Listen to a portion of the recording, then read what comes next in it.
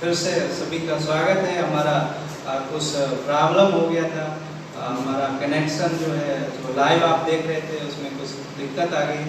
तो परमेश्वर हमारा महान परमेश्वर है, वो कभी नहीं बदलता, उसका वचन कभी टलता नहीं। जो उसने अपनी मर्जी, अपनी इच्छा, अपनी जो उसकी इच्छा है, जो उसने बाइबल में सारा जो भविष्य के बारे में लिखा है वो कभी नहीं बदलेगा। तो हमेशा परमेश्वर के नज़दीक रहें, उससे संगति में बने रहें। और अद्भुत है, परमेश्वर ने हमसे वो अद्भुत प्रेम किया अपने पुत्र यीशु मसीह के द्वारा। वो प्रेम को दिखाया कि जो संगति हमारी जो टूट गई थी, फिर से यीशु मसीह के द्वारा उसने हमें अपनी संगति में लिया। तो उसकी संगति में बने रहें और परमेश्वर आप सभी को बहुतायत के आशीष दे। आइए हम वचन में जाते हैं और मान सिंह भाई का स्वागत करते हैं कि वो आपको उत्साहित करें वचन के द्वारा।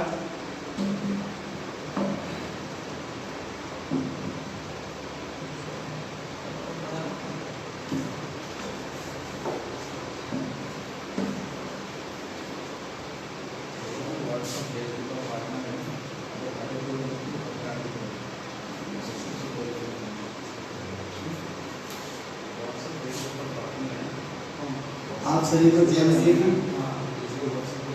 परमेश्वर का धन्यवाद हो कि आज फिर एक बार मौका मिला। और ऐसे हम हर दिन परमेश्वर की संगति में बने रहें और हर दिन हम परमेश्वर के वचन का और आराधना का आनंद लेते रहें, क्योंकि हम हर संडे को, हर बुधवार को लगातार इसी तरह से हम आप लोगों के पास संदेश भेजते रहते हैं, वचन भेजते रहते हैं। तो हमारा आज का यही वचन भी है।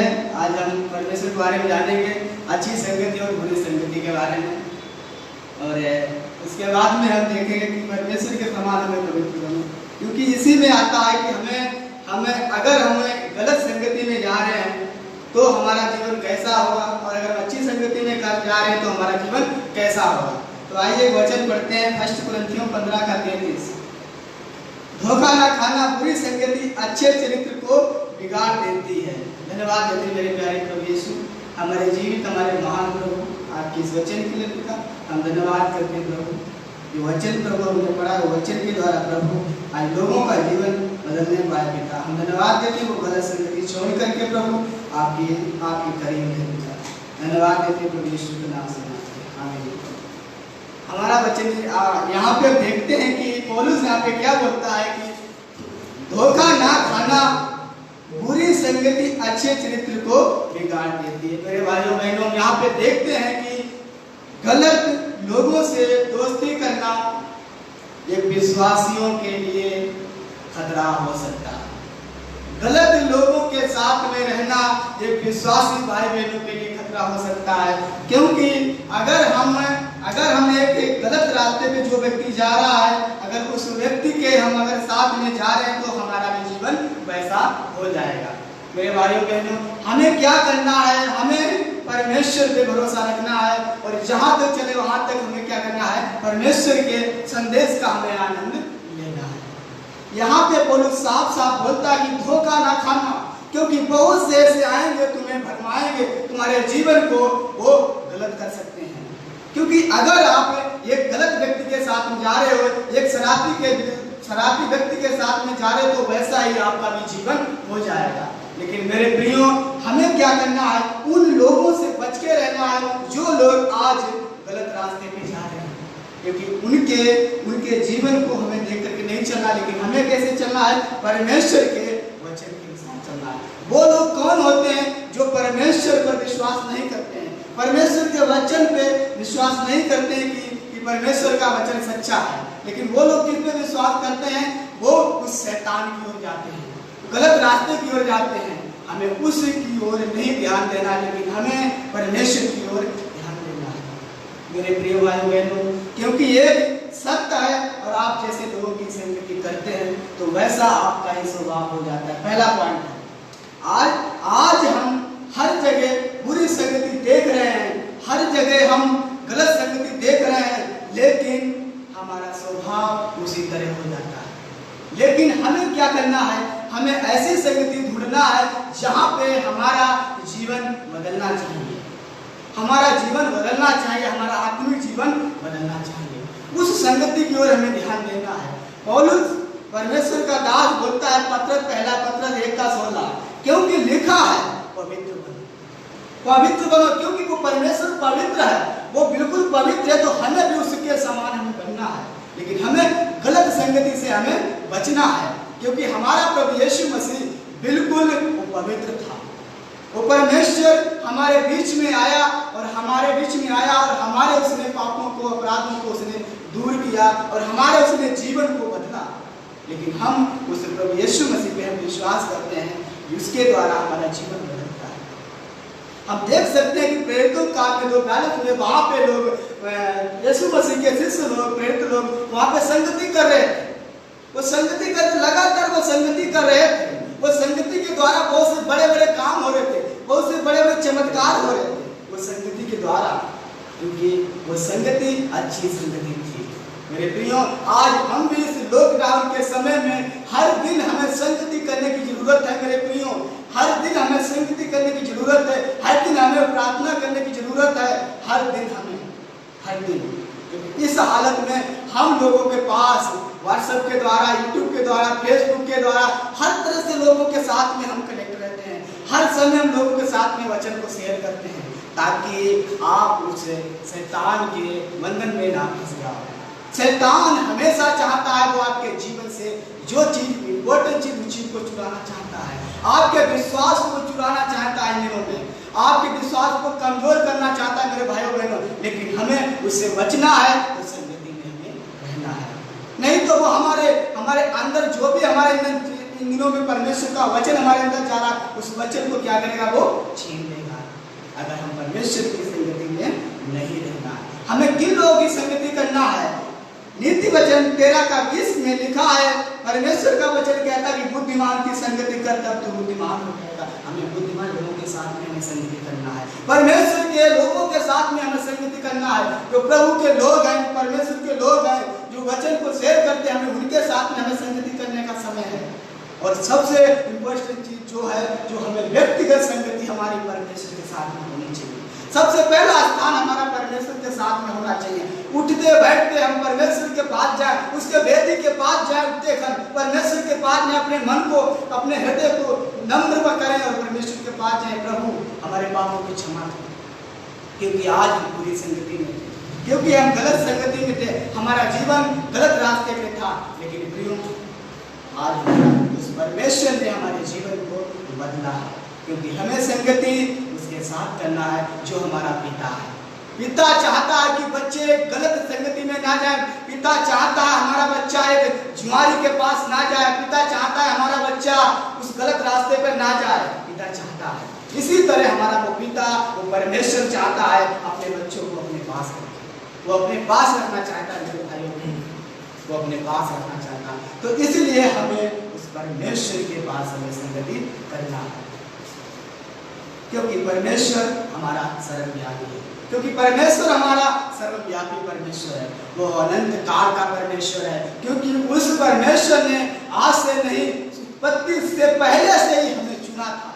वो पहले से उसने हमें चुन रखा था, इसलिए चुन रखा था कि हम संगति में बने रहें। आदम और हव्वा का जो जीवन था वो संगति में परमेश्वर से थे, शुरुआत में संगति में थे, परमेश्वर से बातचीत करते थे, व्यक्तिगत उनका संगति था परमेश्वर से बातचीत करना। लेकिन वो शैतान के बहकावे के कारण उनकी संगति परमेश्वर से टूट गई। पहला क्या था, परमेश्वर से उनका जो व्यक्तिगत रिश्ता था वो रिश्ता टूट गया था। दूसरा क्या था, जो उनके जीवन में आनंद पहले था वो आनंद टूट गया था। उन्होंने आनंद को खो दिया उस परमेश्वर के शैतान की बात मानने से, उस आनंद को उन्होंने खो दिया। मेरे भाइयों बहनों, आज वो हमारे पास आनंद है, लेकिन अगर हम भी खो सकते हैं, अगर परमेश्वर के पास नहीं है तो हम भी उस आनंद और उस शांति को हम खो सकते हैं। उसने अपनी उस संगति को खो दिया था, उसने उस आनंद को खो दिया था, उस प्रेम को खो दिया था, उसने अपने विश्वास को खो दिया था उस शैतान के कहने से, और परमेश्वर से वो मेरे प्रियो। और वही दोबारा उस परमेश्वर से जो संगति टूट गई थी, उस संगति को परमेश्वर ने दोबारा जोड़ दिया, वो प्रभु यीशु मसीह के द्वारा उस संगति को तोड़ा, उस रिश्ते को तोड़ा मेरे प्रियो। क्योंकि परमेश्वर नहीं चाहता है कि हमारा बच्चा गलत रास्ते पे जाए, पाप में जिए, लेकिन परमेश्वर वो हमारी चिंता करता है। अब्राहम का उदाहरण देख सकते हैं। अब्राहम परमेश्वर के साथ में व्यक्तिगत संगति कर रहा था, परमेश्वर के साथ वो संगति कर रहा था, उसका उस विश्वास था कि परमेश्वर हमारे साथ है, वो संगति कर रहा था। मूसा परमेश्वर के साथ में संगति कर रहा था, परमेश्वर के साथ में संगति कर रहा था, और वो इस्राएलियों की अगुवाई कर रहा था, क्योंकि परमेश्वर उसके साथ था। परमेश्वर आपके हृदय को जानता है मेरे भाई, आपके मन को जानता है, आपके हृदय को जानता है परमेश्वर, आपके मन में क्या चलता है।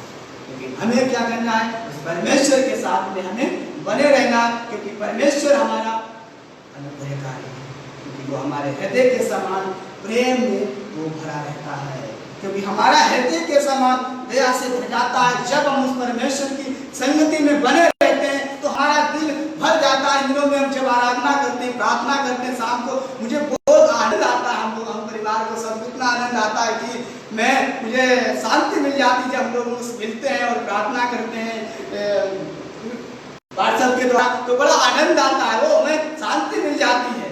वो प्रेम है, वो यीशु मसीह का प्रेम है जो उसने उस क्रूस पे बहाया। मेरे भाइयों बहनों, हमें लगातार इन दिनों में संगति करने की जरूरत है। ऐसे लोगों से बचना है जो गलत रास्ते पे लोग जा रहे हैं, हमें उन लोगों से बचना है। हमें आज देख सकते हैं आगे कई पॉइंट है, जल्दी में निकालने की बात करके। जैसे बुरी संगति अच्छे चित्त को बिगाड़ती है, वैसे ही अच्छी संगति बुरे चित्त को सुधारती है। आप इसमें 4-5 पॉइंट बातचीत करेंगे। इसमें क्या, परमेश्वर की संगति करने के द्वारा आपका मन बदल जाता है। पहला पॉइंट है, जब परमेश्वर की हम संगति करते हैं, उसके पास आते हैं, तो हमारा सबसे पहले मन बदल जाता है। जब परमेश्वर के पास आते हैं हमारा मन बदल जाएगा। यही चीज है, परमेश्वर के संदेश को हम लेके जाएं। एक शराबी के पास उसको बताएं परमेश्वर आपसे प्रेम करता, पास्टर सिवेलिया के व्यक्ति के पास जाते हैं जो शराबी होता है, बार उसके पास जाते हैं उसके पास, लेकिन वो नहीं मानता, उनकी बात को मानता। लेकिन एक समय आता है फिर भी जाता है, वो पास्टर सिवेलिया को मारता भी है, डल्ला पत्थर मारता है, लेकिन फिर भी वो जाते हैं। लेकिन वो उसके पास संदेश लेकर के जाते हैं, लेकिन वो पीछे नहीं हटते हैं। लेकिन परमेश्वर ने एक दिन उसके जीवन को बदल दिया। मेरे प्रियो, एक दिन उसके जीवन को बदल दिया। आज वो प्रचार कर रहा, बहुत बड़ा पास्टर है।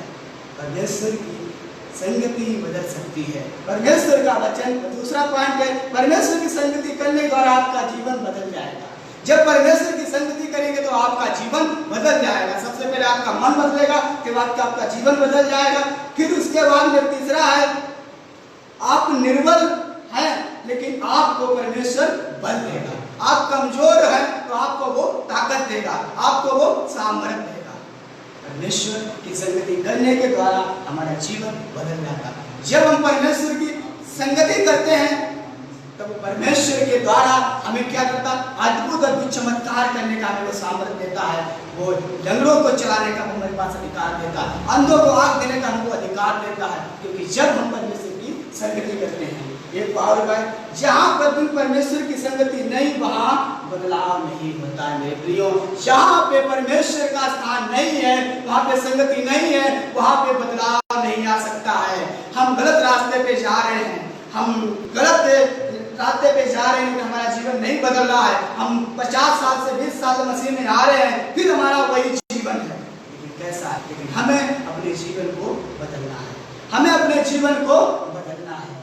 जहाँ परमेश्वर की संगति नहीं वहाँ स्वतंत्रता नहीं, जहाँ परमेश्वर की संगति नहीं है वहाँ पे स्वतंत्रता नहीं, वहाँ पे लोग शैतान के दास हैं।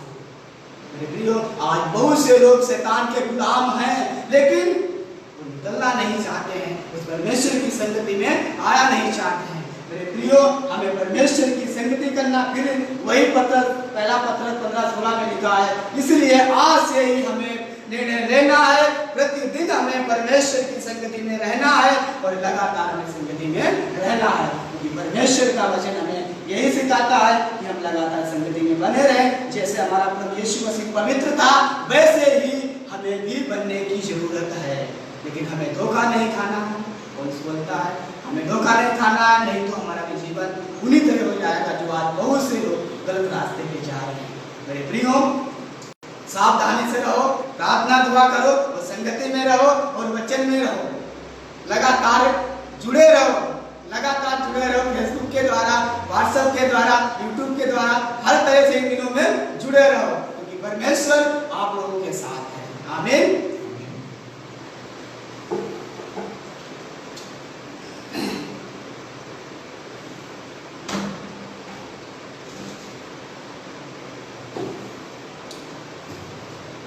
बहुत ही अच्छा सहायक करने वाला संदेश दिया कि हमें परमेश्वर की संगति में बने रहना है, और क्योंकि वास्तव में परमेश्वर ही भला है और उसके पास ही रहने से हमारी भलाई हो सकती है। वचन कहता है बुरी संगति अच्छे चरित्र को बिगाड़ देती है। संसार में जो है जो भी संगति है वो सारी की सारी बुरी संगति है। कितना भी वो अपना अच्छा धर्म का काम कर ले, लेकिन उनके अंदर भी कोई ना कोई बुराई होती है। सिर्फ परमेश्वर की संगति ही भली संगति है, अच्छी संगति है। इसलिए सभी लोग परमेश्वर की संगति में बने रहें और परमेश्वर सभी को आशीष दे। आइए हम और आगे देखेंगे वचन। मेरा आज जो विषय रहेगा वो क्रोध के ऊपर कुछ मैं आप लोगों को बताना चाहता हूँ कि अगर एक क्रोध जो है वो परमेश्वर के धर्म का निर्वाह नहीं कर सकता। वचन जो याकूब, हम पहले वचन देखेंगे भजन संहिता 37 अध्याय और उसका 8 वचन पढ़ेंगे। भजन संहिता 37 अध्याय और उसका 8 वचन। वहां पर लिखा है, क्रोध से परे रहे और जलजलाहट को छोड़ दे, मत कोड़, उससे बुराई ही निकलेगी। क्रोध से परे रहे मतलब दूर रहे, और जलजलाहट को छोड़ दे। जो क्रोध के कारण जो जलजलाहट होती है, जो झुंझलाहट होती है, जो कुड़कुड़ाहट होती है, उससे तो दूर रहे। क्योंकि और मत कुड़ मत, उस क्रोध में जो है लोग कुड़ते रहते हैं, तो उस क्रोध में मत कुड़, उससे बुराई ही निकलेगी। प्रार्थना करते हैं। धन्यवाद पिता परमेश्वर प्रभु जी। पिता, हम आपके चरणों में आते हैं पिता, हम आपसे दुआ करते हैं प्रभु जी, इस वचन के द्वारा पिता हम सभी को उत्साहित करें, मदद करें पिता, कि हमारे अंदर प्रभु जी किसी प्रकार का क्रोध ना आने पाए प्रभु जी, क्योंकि क्रोध जो है सारे बुराइयों की जड़ है पिता। जो घमंड है वो क्रोध से ही उत्पन्न होता है।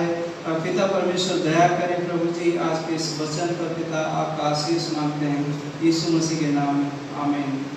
तो क्रोध जो है उसका ये हमारा जो विषय है, क्रोध करना एक बहुत ही खतरनाक है। एक विश्वासी के लिए हम परमेश्वर में बुलाए हुए लोग हैं। यीशु मसीह ने हमें चुना है कि हम उसके स्वभाव के अनुसार चलें। जैसा उसका स्वभाव था वैसा ही हमारा स्वभाव हो। और वचन कहता है तुम पवित्र बनो क्योंकि मैं पवित्र हूँ। व्यभिचार से बचे रहो, बुरे कामों से बचे रहो, हर एक ऐसे गलत व्यवहार से, हर एक ऐसे जो शारीरिक काम है जो गलातियों 5:19 में, उन सारे कामों से बचे रहो। और उन्हीं कामों में जो है एक जो क्रोध है वो भी शरीर का काम ही है। और क्रोध कई बार जो है आता है, और हम क्रोध में एक व्यक्ति पता नहीं कितने और भी जो है वो पाप कर सकता है। क्रोध तो एक पाप है ही, लेकिन उस पाप में आकर और भी वो पाप कर सकता है। इसलिए क्रोध को हमें समझना है। हम वचन एक पढ़ेंगे, इफिसियों 4:26। इफिसियों 4:26 वहां पर लिखा है कि क्रोध तो करो पर पाप मत करो, सूर्य अस्त होने तक तुम्हारा क्रोध न रहे। क्रोध तो करो पर पाप मत करो। और यहाँ पर वचन कहता है क्रोध से परे रहे। इन बातों को आज हम देखेंगे। परमेश्वर ने जो अगुवाई की। और एक दो वचन और हम देखते हैं। नीति वचन उसका 14 अध्याय, नीति वचन उसका 14 अध्याय और उसका 29 वचन।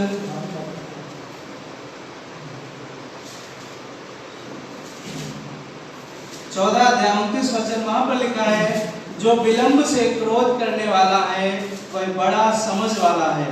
जो विलंब से क्रोध करने वाला है वह बड़ा समझ वाला है, परंतु जो अधीर है वह मूढ़ता की बढ़ती करता है। अगर उसका वचन 17 भी हम देखते हैं तो वहां पर लिखा है, नीति वचन उसका 14 का 17, जो झट क्रोध करे वह मूढ़ता का काम भी करेगा, और जो बुरी युक्तियां निकालता है उससे लोग बैर रखते हैं। एकदम से जो बहुत जल्दी क्रोधित हो, किसी को भी, बहुत से लोग होते हैं जो बहुत जल्दी क्रोधित हो जाते हैं, लेकिन उससे क्या होता है, उससे बुराई ही निकलती है। और जो भजन संहिता हमने देखा, क्रोध से परे रहे क्योंकि उससे बुराई ही होती है। क्रोध को हमें समझना कि क्रोध हमें नहीं करना है। और हम देखते हैं कि यीशु मसीह एक हमारा मॉडल है। एक यीशु मसीह को हम किसी भी बात में यीशु मसीह को की ओर देखें कि उसने क्या कहीं पर क्रोध किया। उसको लोग जो है बुरी बुरी बातें बोलते थे, उसको कहते थे कि तू पेटू है, तू पियक्कड़ है, तू पापियों के साथ खाता पीता है, तुझ में दुष्ट आत्मा है, क्या क्या नहीं कहते थे। और पतरस की पत्री में लिखा है कि वो गाली सुनकर गाली नहीं देता था। यीशु मसीह का जो स्वभाव था, लोग उसके चरित्र पर जो है सवाल उठाते थे और बुरा बुरा बोलते थे, लेकिन कहीं पर यीशु मसीह ने जो है क्रोध नहीं दिखाया। कहीं पर उसने ये नहीं कहा कि तुम मुझे ऐसा है तो मैं अभी तुम्हें जो है दिखाता हूँ, मैं अभी स्वर्ग की सेना अभी जो है प्रार्थना करता हूँ पिता से और वो तुम्हें नष्ट करेगा। कहीं पर भी उसने क्रोध नहीं किया। क्रोध जो है याकूब 1:20 कहता है वचन, क्योंकि मनुष्य का क्रोध परमेश्वर के धर्म का निर्वाह नहीं कर सकता है। याकूब 1:20। जो क्रोध है, मनुष्य का क्रोध परमेश्वर के धर्म का निर्वाह नहीं कर सकता। अगर एक व्यक्ति क्रोधी है तो वो जो है कैसे परमेश्वर की आज्ञाओं पर चल सकता है, कैसे वो विश्वास में बढ़ सकता है। यीशु मसीह ने कहीं भी जो है क्रोध नहीं किया। क्रोध किसी जगह पर क्रोध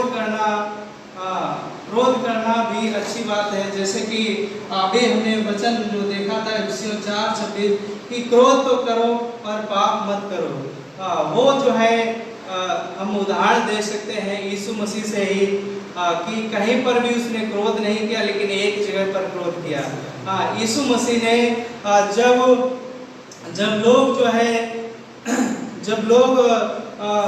जब यीशु मसीह गधे पर सवार होकर यरूशलेम को आया और बहुत से लोग उसकी तारीफ बड़ाई कर रहे थे, होशाना गा रहे थे, लेकिन जब वो जैसे ही मंदिर में पहुंचता है और देखता है कि लोग जो है उसमें व्यापार कर रहे हैं, लोग लेन देन कर रहे हैं, तब वो क्रोध करता है। और सारे वहाँ पर लिखा है कि सारे जो मंदिर में लेन देन कर रहे थे उनकी वो चौकियाँ जो है उलट देता है, उनके जो कबूतर बेचने वालों को खोल देता है, और जितने भी जानवर लोग बेचने के लिए रखे थे उन्हें भगा देता है। सब कुछ जो है वो उलट पुलट कर देता है और कहता है मेरे पिता का जो घर है वो प्रार्थना का घर कहलाएगा, लेकिन तुमने उसे डाकुओं की खोह बना दिया है। जो परमेश्वर का भवन था वो किस लिए था? प्रार्थना करने के लिए, कि लोग उसमें आए, प्रार्थना करें और परमेश्वर से पश्चाताप करें, अपने गुनाहों की माफी मांगे। लेकिन लोग है क्या थे, पर उस भवन के अंदर ही वो लेन देन कर रहे थे। उन्हें करना था लेकिन भवन से बाहर करते, हाँ भवन के अंदर जो है वो कर रहे थे। तो इसलिए क्रोध कई जगह पर अच्छा होता है, लेकिन हमें समझना है कि क्रोध में हम पाप ना करें। यीशु मसीह ने वहां पर क्रोध किया लेकिन उसने कोई पाप नहीं किया। उसने उस क्रोध के दौरान किसी को गाली नहीं दी, किसी को जो है कुछ क्रोध में आकर कुछ ऐसा नहीं कहा कि उससे बुराई निकले। हम आज भी जो है हम कुछ उदाहरणों से हम देख सकते हैं कि क्रोध करना कुछ समय पर अच्छा होता है। जैसे कि अगर हमारे बच्चे जो है अगर कोई गलती करते हैं, अगर वो चोरी करते हैं या किसी को उन्होंने जो है हानि पहुंचाई है, तो एक पिता जो होता है वो अपने बच्चे पर क्रोध करता है और उसको ताड़ना देता है। उसको जो है वो क्रोध, वो उस समय उसका क्रोध अच्छा होता है, क्योंकि वचन कहता है इब्रानियों 12 अध्याय में कि ऐसा कौन सा पुत्र है जिसकी ताड़ना पिता नहीं करता। वैसे ही हमारा तो स्वर्गीय पिता है, अगर हम उसके बच्चे हैं और अगर हम पाप में जीते हैं, अगर हम बुराई में जीते हैं, हम क्रोध में जीते हैं, तो वो हमारी ताड़ना कर सकता है। इसलिए हमें समझना है कि क्रोध करो लेकिन पाप मत करो। एक कलीसिया में अगर कुछ विश्वासी भाई या कोई बहन अगर कुछ गलत करते हैं, अगर उनसे कोई एक पाप होता है, तो पास्टर का उन पर क्रोध करना अच्छा है। पास्टर का उनको डांटना जो है अच्छी बात है, वो कोई गलत बात नहीं। क्योंकि अगर एक पास्टर कलीसिया के लोग अगर गलती करते रहें और वो जो है उन्हें बिल्कुल डांटे ना, उन पर अनुग्रह ही अनुग्रह करता रहे, तो उस अनुग्रह का कोई फायदा नहीं होगा और कलीसिया बिगड़ सकती है। इसलिए एक अगुए को जो है उसकी भेड़ अगर भटक रही है तो वो डंडी भी मारता है। वो जो है उसको ताड़ना भी दे सकता है, उसको डांट भी सकता है, गलती करने वाले को वो समझा सकता है। लेकिन कहीं पर भी जो है हमें ध्यान रखना चाहिए कि क्रोध में जो है हम उस डांटने के दौरान हम पाप ना करें। बस इसका ध्यान रखो कि क्रोध तो करो लेकिन पाप मत करो। तीसरा भी हम अपने परिवार में देख सकते हैं कि अगर एक परिवार में कोई भी, मान लीजिए एक बेटा है या एक पत्नी है, कोई भी अगर गलती करता है, पाप करता है, तो गलत राह पर चलता है, नशा करता है, कुछ भी व्यभिचार करता है, तो एक घर का जो मुखिया होता है वो उसको डांट सकता है, वो उस पर क्रोध कर सकता है। तो ये क्रोध करना जो है अच्छा होता है और हमें ध्यान रखना चाहिए कि हम क्रोध करें लेकिन उस समय हम पाप ना करें। हम डांटें लेकिन हम गाली ना दें, हम डांटें लेकिन हम कोई ऐसा क्रोध में आकर उसे ऐसा ना मारें कि उसको बहुत ज़्यादा चोट लगे या कुछ भी उसकी हानि हो जाए। तो ऐसा हमें समझना चाहिए। यीशु मसीह ने क्रोध किया लेकिन उसने पाप नहीं किया।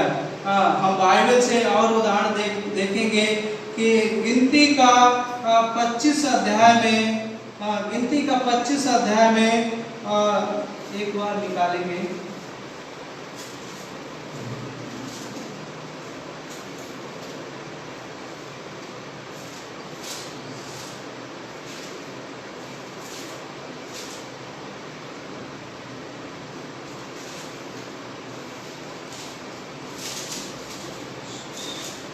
गिनती का 25 अध्याय में एक व्यक्ति है जिसका नाम जो है पीनहास है। अगर आप पढ़ेंगे 25 अध्याय का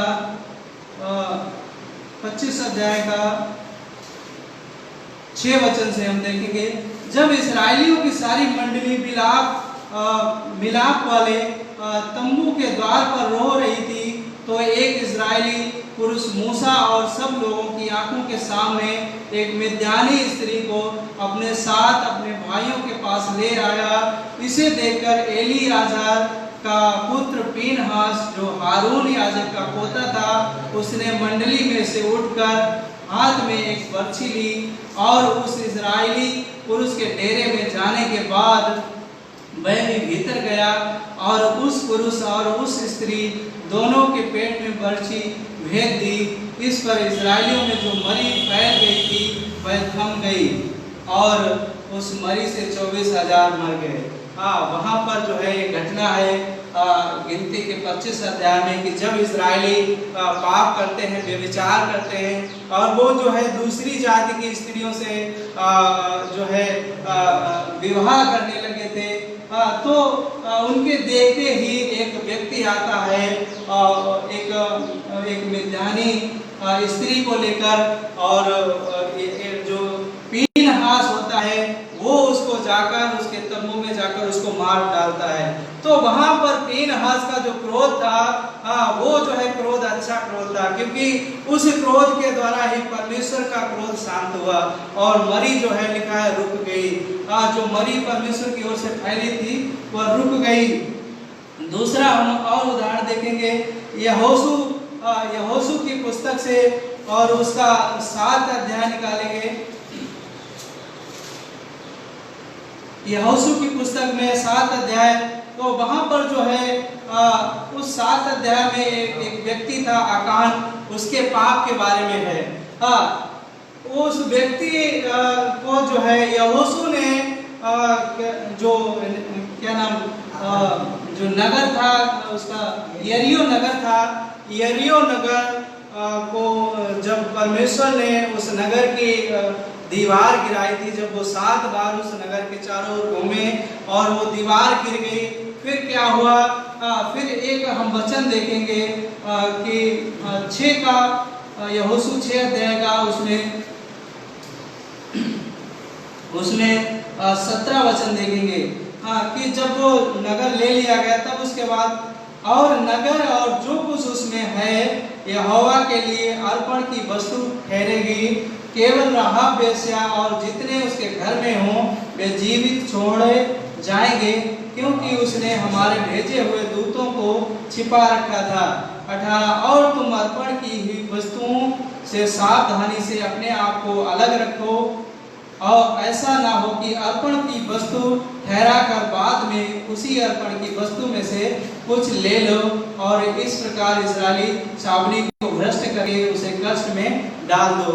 यहाँ पर यहोशू ने पहले ही निर्देश दिया था कि जो कुछ भी है उस नगर का उसे सब कुछ नष्ट करना और कोई भी चीज उसमें से ना लेना, कोई भी कीमती कुछ भी चीज हो उसको ना लेना, क्योंकि वो परमेश्वर के लिए जो है एक बलिदान ठहरेगा, परमेश्वर के लिए एक अर्पण की वस्तु ठहरेगी। लेकिन वहाँ पर जो है आकान जो होता है वो जो है पाप करता है और वो जो है कीमती चीजों को जो है वो ले लेता है। अगर हम 7 अध्याय का 21 वचन देखेंगे कि जब परमेश्वर के द्वारा वो पकड़ा जाता है, पहले उसका गोत्र आता है, फिर जो है ऐसे ऐसे करके फिर जब वो कहता है कि 20 से देखते हैं, आकान ने यहोशू को उत्तर दिया, सचमुच मैंने इज़राइल के परमेश्वर यहोवा के विरुद्ध पाप किया है, और इस प्रकार मैंने किया कि जब मुझे लूट में सिनार देश का एक सुंदर ओढ़ना और 200 शेकेल चांदी और 50 शेकेल सोने की एक ईंट देख पड़ी, तब मैंने उनका लालच करके उन्हें रख लिया। वे मेरे डेरे के भीतर भूमि में गड़े हैं और सबके नीचे चांदी है। उसने लालच किया और परमेश्वर की आज्ञा से बढ़कर जो है उसने उस वस्तुओं को जो है वस्तुओं को आदर दिया, उसको ज्यादा महत्व दिया और उसने परमेश्वर की नजर में पाप किया। वहाँ पर क्या होता है, फिर अगर आप आगे पढ़ेंगे तो जो यहोशू होता है उसको जो है उन सभी को उसका जो भी उसने चुराया था लालच करके उसको, और उसका 24 वचन हम देखेंगे तब सब इसराइलियों समेत यहोशू जेरेबंसी आकान को और उस चांदी और ओढ़ने और सोने की ईंट को और उसके बेटे बेटियों को और उसके बैल गदहों और भेड़ बकरियों को और उसके डेरे को अर्थात जो कुछ उसका था उन सब को अकोल नामक तराई में ले गया। तब यहोशू ने उससे कहा, तूने हमें क्यों कष्ट दिया है?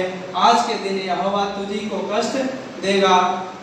तब सब इसराइलियों ने उस पर पथराव किया और उनको आग में डालकर जलाया और उनके ऊपर पत्थर डाल दिए।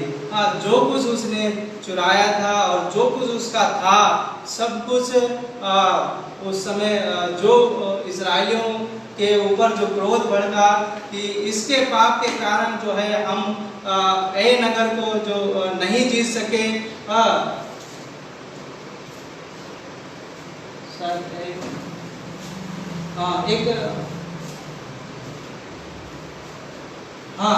ए नगर को वो नहीं जीत सके थे, इसलिए जो है इसलिए उसका उनका क्रोध भड़का और परमेश्वर ने जो है फिर जो है उनके साथ रहा। तो कहने का मतलब क्रोध करना जो है अच्छी बात नहीं है, लेकिन कुछ स्थानों पर क्रोध करना अच्छी बात है, हमें समझना है। और भजन संहिता एक वचन पढ़ेंगे 15 का एक वचन, भजन संहिता 15 का एक। परमेश्वर तेरे तंबू में कौन है? सॉरी गलत। नीति वचन 15 का एक भजन संहिता नहीं, सॉरी मिस्टेक हो गया। नीति वचन 15 का एक कहता है, कोमल उत्तर सुनने से गुस्सा ठंडा हो जाता है, परंतु कटु वचन से क्रोध भड़क उठता है। कोमल उत्तर सुनने से जो गुस्सा होता है वो ठंडा हो जाता है। अगर कोई भी व्यक्ति आप पर गुस्सा होता है तो उसके गुस्से को ठंडा करने के लिए उसको प्रेम से कोमल उत्तर दो, उसका गुस्सा ठंडा हो जाएगा। लेकिन अगर उसको कटु वचन कहोगे तो उसका क्रोध और भी भड़क उठेगा। तो कहने का मतलब हम सभी जो है परमेश्वर में ध्यान रखें कि हम क्रोध ना करें। और मैं दो बातें और भी बताना चाहता हूँ आपको उस खत्म करने से पहले कि क्रोध आने के कारण क्या है। दो मुख्य कारण है क्रोध क्यों आता है। क्रोध जो है पहला कारण है कि लोग जो है अपने आदर, अपने सम्मान, अपनी प्रतिष्ठा और अपनी इज्जत के कारण क्रोधित होते हैं। अगर लोगों को किसी शादी में अच्छा आदर नहीं मिलता वो क्रोधित हो जाते हैं। लोगों को जो है एक अच्छी पोजीशन नहीं मिलता वो क्रोधित हो जाते हैं। हम साउल का उदाहरण दे सकते हैं कि जब दाऊद के बारे में कहा गया था कि इसने तो लाखों को मारा है, साउल ने हजारों को मारा लेकिन दाऊद ने लाखों को मारा है, तो वो क्रोधित हो गया। हम उदाहरण देख सकते हैं क्या नाम उसका उत्पत्ति के 4 अध्याय में कैन जो है परमेश्वर ने उसकी भेंट नहीं ग्रहण की तो वो क्रोधित हो गया। उसको ये लगा कि इसकी भेंट क्यों ग्रहण कर ली, परमेश्वर ने मेरी भेंट नहीं ग्रहण की, इसलिए वो क्रोधित हो गया। अपनी इज्जत, अपनी प्रतिष्ठा के लिए लोग के अंदर घमंड होता है और घमंड के कारण वो क्रोध करते हैं। दूसरा कारण है कि किसी से बहुत ज्यादा उम्मीद रखना, किसी से बहुत ज्यादा उम्मीद रखना, आशा रखना, ये जो है क्रोध का कारण होता है। कैसे हम देख सकते हैं कि उदाहरण के नामान जो कोढ़ी था वो एलिसा के पास आता है, लेकिन एलिसा जब कहता है तो यरदन नदी में जा और 7 बार जो है डुबकी मार ले, वो उससे मिलने के लिए नहीं आता, लेकिन वो आशा करके आया था, वो उम्मीद करके आया था कि एलिसा मेरे पास आएगा, मैं उसे ये जो कुछ सोना चांदी में लाया हूँ उसे दूंगा और वो मेरे ऊपर हाथ रखकर प्रार्थना करेगा और मैं चंगा हो जाऊंगा। लेकिन वो क्रोध से भर गया और जाने लगा। लेकिन उसी समय एक होशियार व्यक्ति उसे सलाह देता है कि क्या बड़ी बात थोड़ी कही है तुझसे यही तो कहा है कि डुबकी मार ले उस नदी में जाके। अगर कोई ज्यादा बड़ी बात कहता है तो क्या तू नहीं करता? इसलिए जो अभी मान सिंह ने मैसेज दिया था कि हमें अच्छी संगति में रहना है और अच्छी संगति में लोग अच्छे होंगे, वो हमें अच्छी सलाह देंगे। परमेश्वर आप सभी को आशीष दे। कई सारे उदाहरण हैं, लेकिन हम टाइम कम है इसलिए हम खत्म करेंगे और निरंतर परमेश्वर की संगति में बने रहें और क्रोध को कंट्रोल करना सीखें। क्रोध परमेश्वर के धर्म का निर्वाह नहीं कर सकता है। एक क्रोधी व्यक्ति परमेश्वर के राज्य में वो प्रवेश नहीं कर सकता है। आइए हम जो है एक वचन के साथ हम खत्म करेंगे। कुलुस्सियों 3 का 3 अध्याय।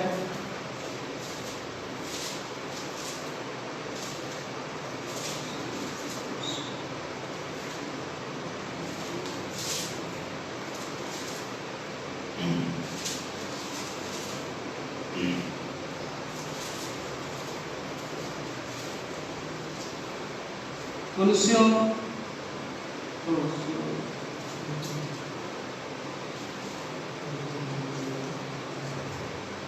नहीं सॉरी, पहला तीमुथियुस 2 का 8। पहला तीमुथियुस 2 का 8। इस वचन से मैं खत्म करना चाहूंगा अपना संदेश कि इसलिए मैं चाहता हूं कि हर जगह पुरुष बिना क्रोध और विवाद के पवित्र हाथों को उठाकर प्रार्थना किया करें। बिना क्रोध के और विवाद के हर जगह पवित्र हाथों को उठाकर प्रार्थना किया करें। परमेश्वर से अगर क्रोध पर विजय पाना है तो परमेश्वर से प्रार्थना करो। वो जो है आपको विजय देगा, आपको जो है कंट्रोल करना सिखाएगा। वो आपके अंदर आत्मा का जो फल है संयम, वो क्रोध पर जो जब हमारा संयम कंट्रोल होता है वो जो है सिखाएगा। आइए हम प्रार्थना करते हैं। धन्यवाद पिता परमेश्वर इस वचन के लिए। पिता प्रभु जी आपकी स्तुति हो, आपकी प्रशंसा हो। पिता हम सभी प्रभु जी परफेक्ट नहीं है पिता, हम सभी के अंदर क्रोध आ सकता है, बुराई आ सकती है, पाप आ सकता है, लेकिन पिता हम प्रार्थना करते हैं पिता हम सभी को इन दिनों में सुरक्षित बनाए रखें और हर एक परिवार के लिए हम दुआ करते हैं पिता सभी को प्रभु जी ऐसे बुराई से, ऐसे क्रोध से बचाए रखें और अपना अनुग्रह उन पर बनाए रखें पिता। उनकी हर एक चिंता, हर एक परेशानी को, हर एक पिता उनकी कमी घटी को पिता आप दूर करें प्रभु जी। धन्यवाद करते हैं पिता, सारा आदर महिमा आपको देते हैं। यीशु मसीह के नाम में इस प्रार्थना को मांगते हैं, आमीन आमीन। निरंतर बने रहें हमारी इस कलीसिया के साथ। हर संडे और बुधवार को हम लोग लाइव करते हैं और सभी से मेरा निवेदन है कि आप अपने घर पर जहाँ भी हैं प्रार्थना करते रहें और हमारी कलीसिया के लिए प्रार्थना करें कि जो भी इन दिनों में जो भी हमारा जो MTC में हम लोग हैं परमेश्वर हर एक कमी घटी को पूरा करे।